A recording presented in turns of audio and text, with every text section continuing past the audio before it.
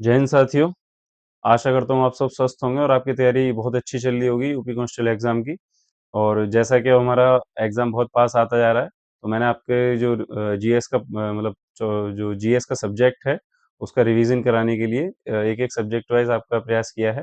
तो स्वागत है आप सभी का आज की हमारी इस तीसरी क्लास में। तो आज हम पढ़ने वाले हैं भाग 5, यानी जो भारतीय संविधान का भाग 5 है, जो कि संघ के बारे में है, जिसमें अनुच्छेद 52 से अनुच्छेद 151 तक दिए हुए हैं। और आज हम इसी के बारे में सवाल लगाएंगे, मतलब क्वेश्चन करेंगे, और उसके साथ साथ जो हमारे टॉपिक से रिलेटेड जो भी मतलब चीजें आती जाएंगी उनको हम साथ ही साथ समझते जाएंगे। ठीक है। तो इस भाग में टोटल 5 अध्याय दिए हुए हैं। जैसा कि आप जानते हैं, जो हमारा अध्याय भाग 5 है, इसमें टोटल 5 अध्याय हैं।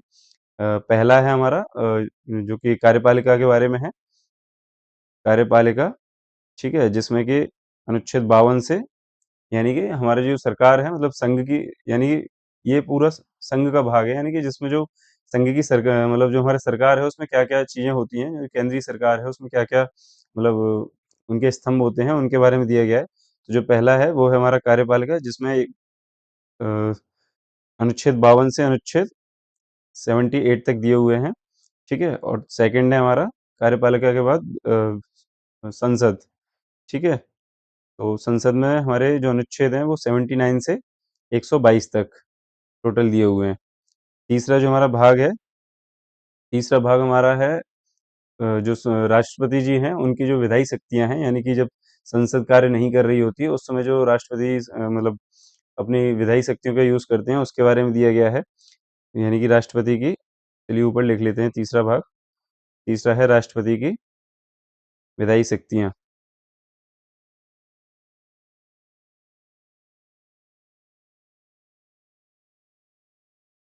विधायी विधि शक्तियां।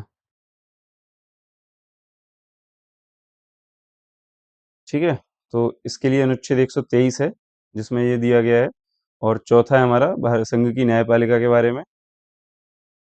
तो न्यायपालिका की क्या शक्तियाँ होती हैं, क्या उनके कर्तव्य हैं, न्यायपालिका के बारे में। और पांचवा है जिसमें कि सीएजी के बारे में दिया गया है, यानी कि भारत के जो अ, महालेखा परीक्षक, नियंत्रक एवं महालेखा परीक्षक जो होते हैं, उनके बारे में है। Controller and auditor general of India जिन्हें बोला जाता है, सीएजी। शॉर्ट में सीएजी पढ़ा है हमने।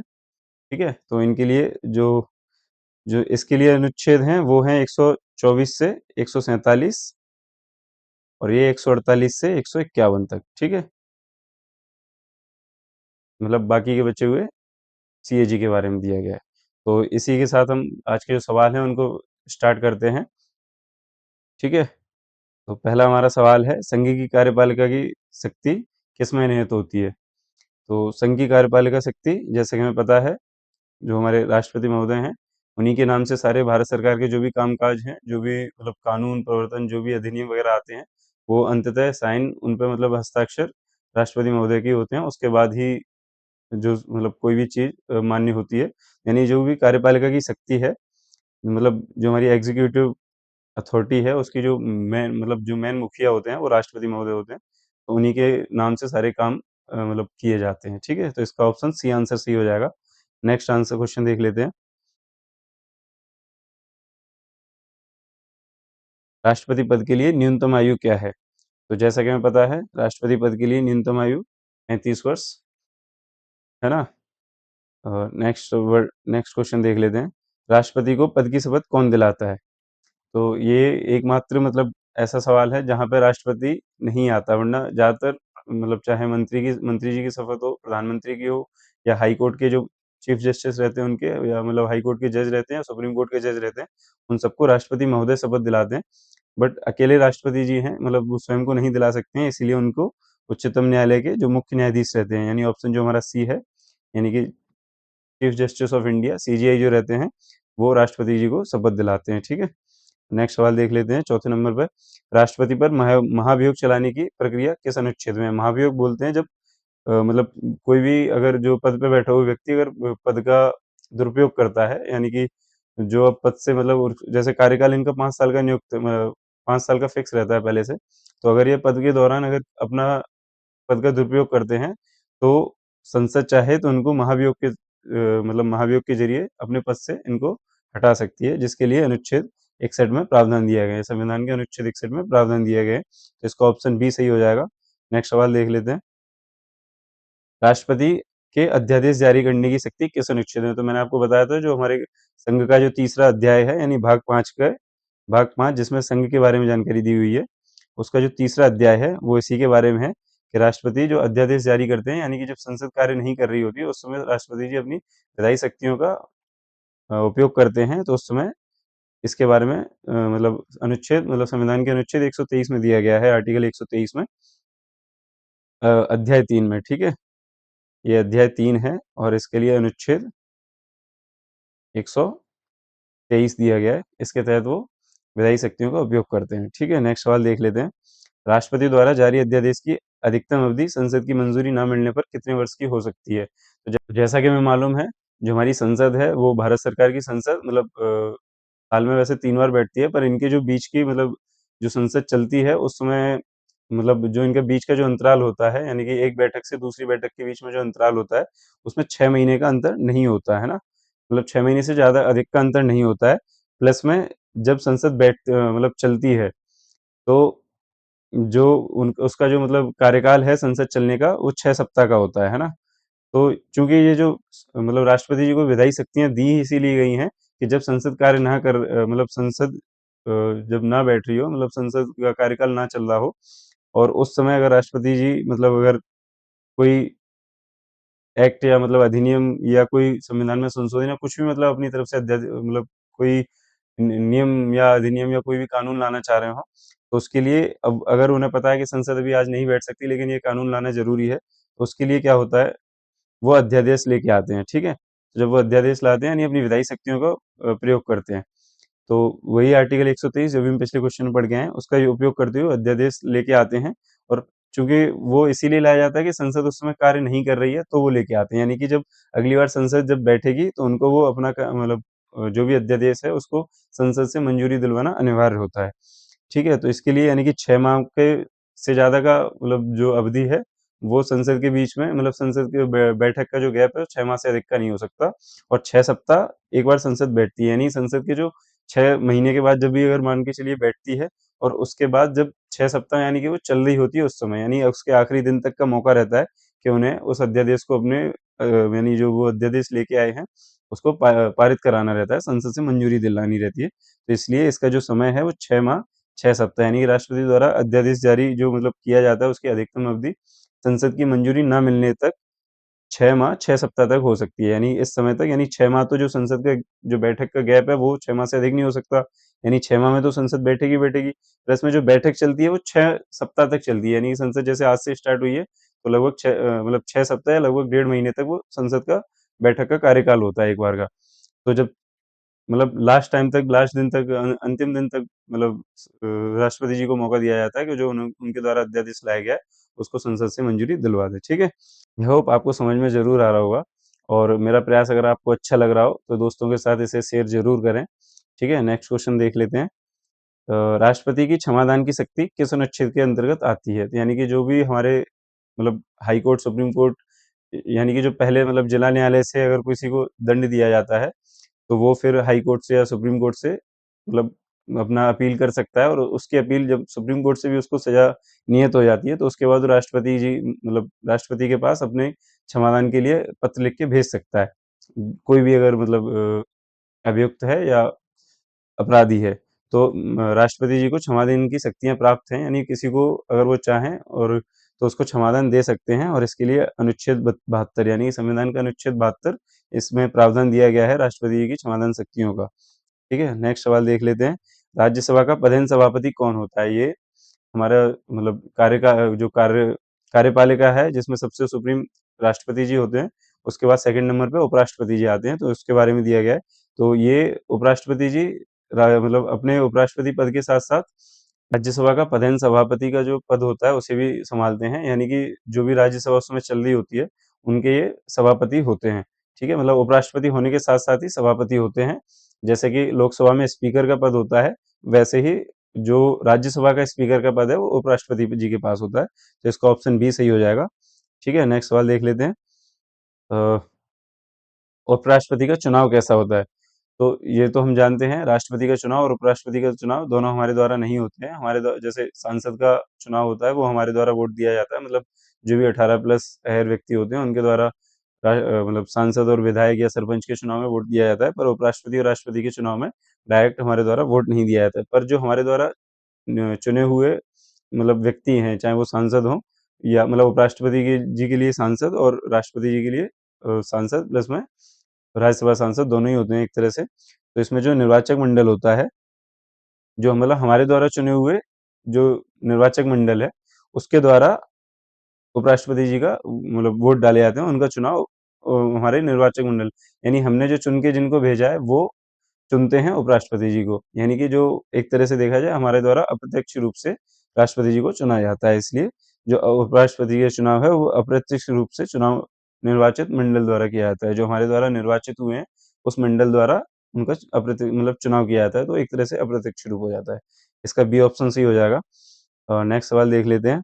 उपराष्ट्रपति का कार्यकाल कितने वर्ष का होता है? तो ये तो सरकार में सभी का लगभग 5 वर्ष का ही मतलब कार्यकाल होता है, तो इनका भी 5 वर्ष का ही रहेगा। ठीक है, नेक्स्ट क्वेश्चन देख लेते हैं।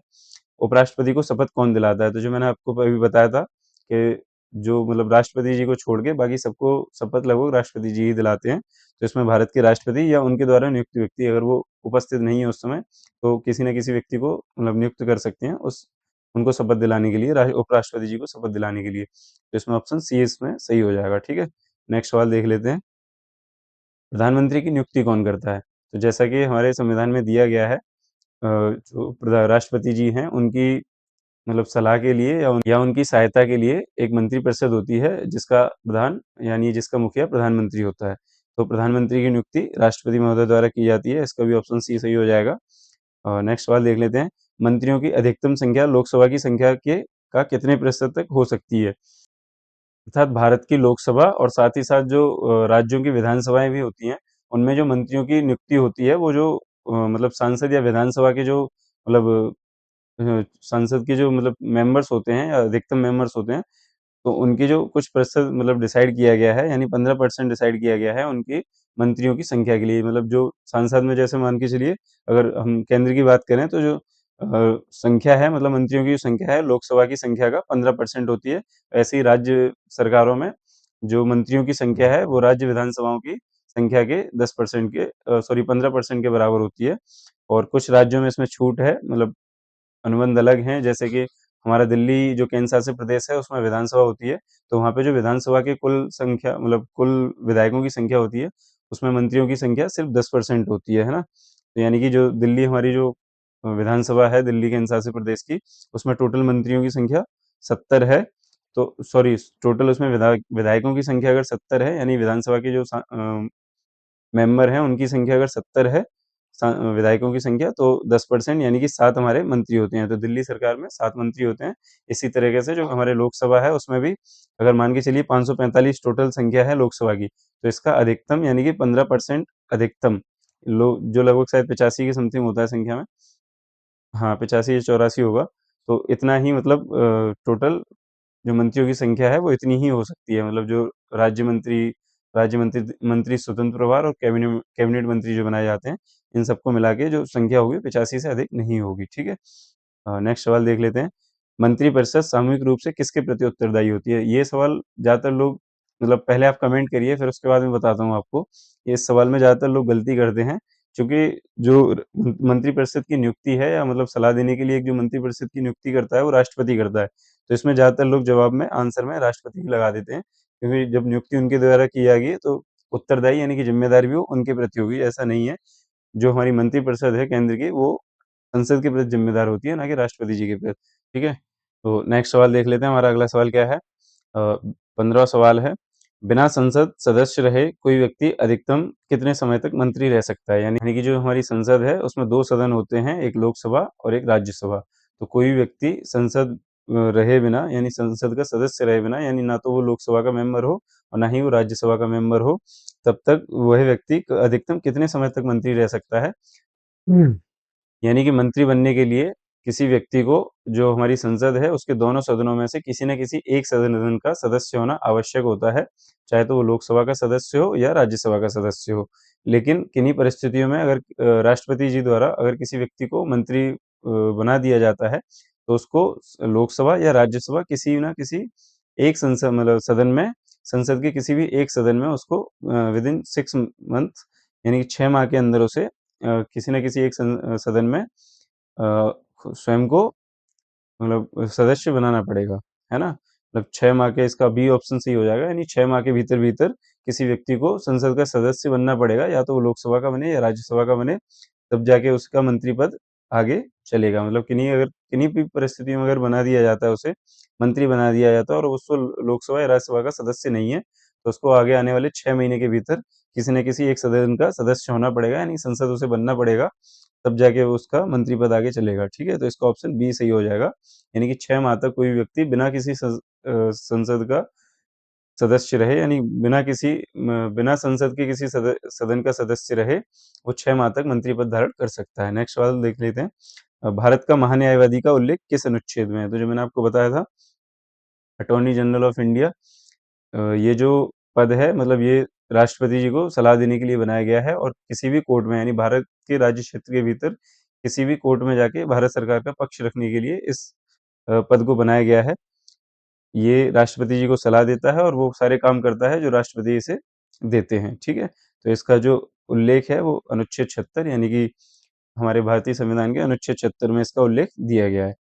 नेक्स्ट सवाल देख लेते हैं। यदि प्रधानमंत्री राज्यसभा का सदस्य है, तो उसकी न्यूनतम आयु कितनी होनी चाहिए? मैंने अभी आपको 15वें क्वेश्चन में बताया था कि किसी भी व्यक्ति को मंत्री बनने के लिए किसी भी मतलब संसद के किसी भी एक सदन का सदस्य होना आवश्यक है। या तो वो लोकसभा का सदस्य होगा, यानी लोकसभा का सदस्य होगा, कहलाएगा वो तब भी सांसद ही कहलाएगा ना, दोनों के इन सदस्यों में सांसद ही कहलाता है वो, या तो लोकसभा का या राज्यसभा का, ठीक है? तो इनमें से दोनों में से किसी भी सदन का, मतलब ये 2 सदन होते हैं हमारी सॉरी संसद के, लोकसभा और राज्यसभा, इनमें से किसी भी एक सदन का उसे सदस्य होना पड़ता है। तो मान के चलिए अगर लोकसभा का सदस्य की जो आयु है, मैं आपको इसमें ये आपको सवाल बताना है, वैसे आपको सवाल ये कमेंट करके बताना है। तो जो हमारा लोकसभा का जो मतलब लोकसभा का जो सांसद होता है, यानी लोकसभा का सदस्य बनने के लिए किसी व्यक्ति को 25 वर्ष की आयु पूर्ण करना अनिवार्य होता है, यानी कम से कम उसे 25 वर्ष की आयु पूर्ण करना अनिवार्य होता है। तो जो राज्यसभा का मेंबर बनना है, यानी राज्यसभा का सदस्य बनना है, तो उसके लिए उसे 30 वर्ष की आयु मतलब पूर्ण करना होती है। तो आपके लिए मतलब ये मैंने हिंट दे दी है वैसे, आपको इसका कमेंट करके जवाब देना है कि प्रधानमंत्री यदि प्रधानमंत्री राज्यसभा का सदस्य है, तो उसकी न्यूनतम आयु कितनी होगी? यानी कि वो राज्यसभा से इलेक्ट होके मतलब संसद बना है, और उसके बाद अगर उसे प्रधानमंत्री का पद दिया जाता है, या मान के चलिए किसी भी मंत्री का पद दिया जाता है राष्ट्रपति महोदय द्वारा, तो उसको न्यूनतम आयु कितनी होगी, ये पूछा गया है इस सवाल में, ठीक है? तो इसका जवाब आप कमेंट करके बताएंगे। और जो सेकंड क्लास में मैंने आपसे सवाल पूछा था कि जो हमारी भाग 4 काम है, जो मौलिक कर्तव्य जोड़े गए हैं संविधान संशोधन 42वें संविधान संशोधन द्वारा 1976 द्वारा, मतलब 1976 में जो मौलिक कर्तव्य जोड़े गए हैं, वो किस समिति की सिफारिश पर जोड़े गए थे? तो उसमें ऑप्शन जो बी था, स्वर्ण सिंह समिति, उसकी सिफारिश पे जोड़े गए थे। उसका आंसर ऑप्शन बी सही था। वीडियो अच्छी लगी हो तो लाइक करें, चैनल को सब्सक्राइब करें, और कमेंट करके ज़रूर बताएं नेक्स्ट टॉपिक क्या होना चाहिए हमारा पढ़ने के लिए। मिलते हैं नेक्स्ट वीडियो में। जय हिंद।